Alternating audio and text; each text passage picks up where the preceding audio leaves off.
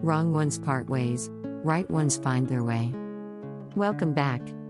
In the interaction between genders, a woman's dissatisfaction is the best way to express love for a man. Now let's listen together. Writer John Shaxian said that when falling in love with someone, there's always a bit of fear.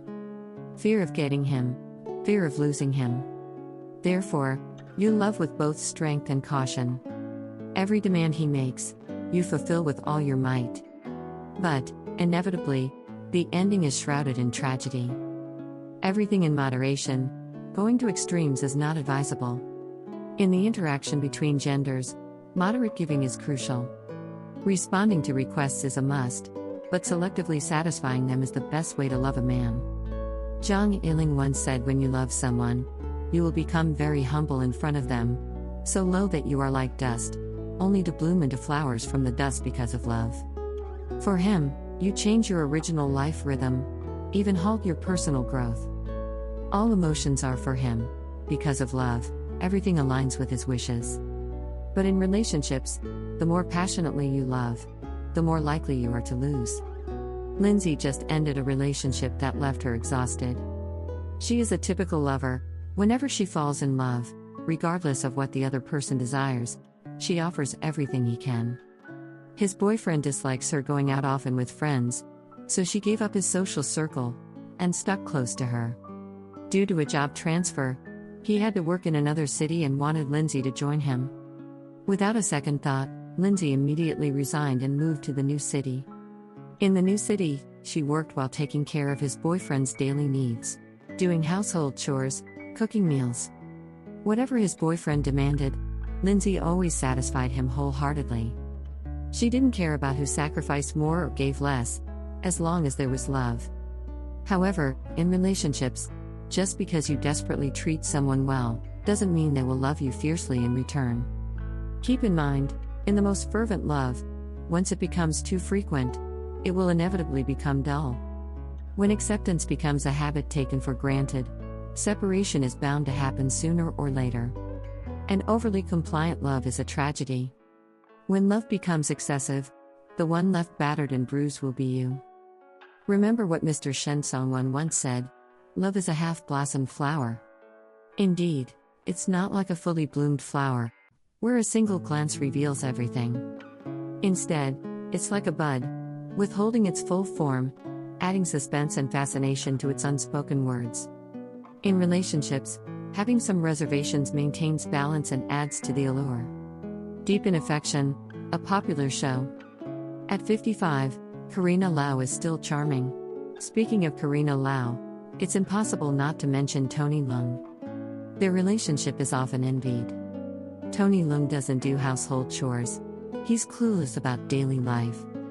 He hates making decisions for trivial matters.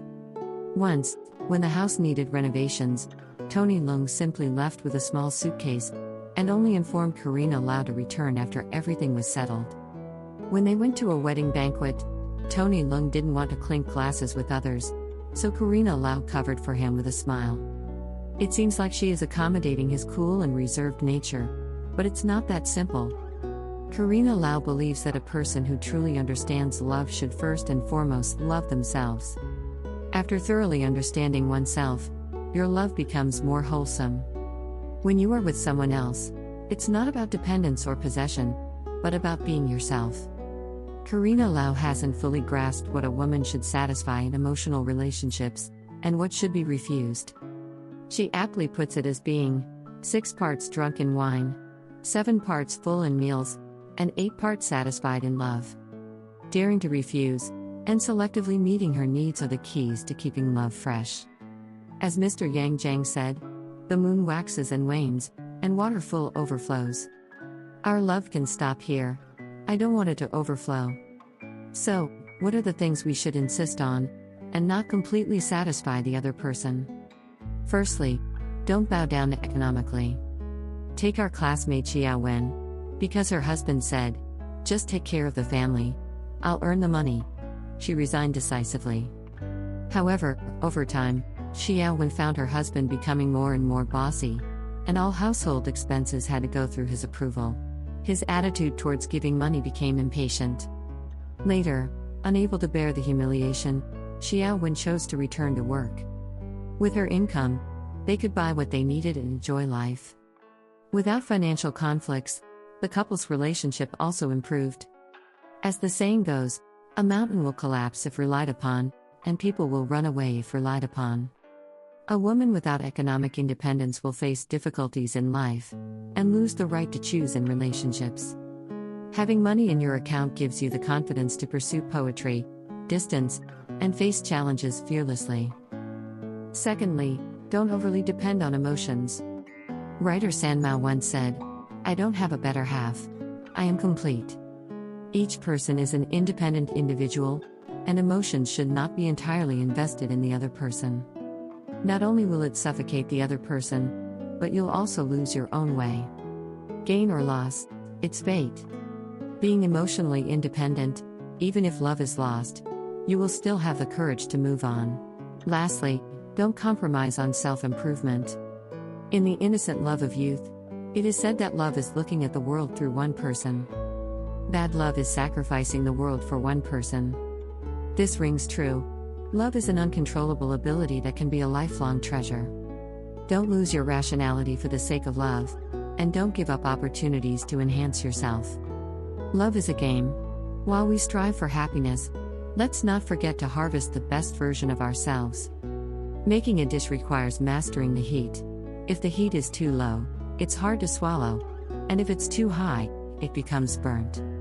This phrase from a royal family member applies to love as well.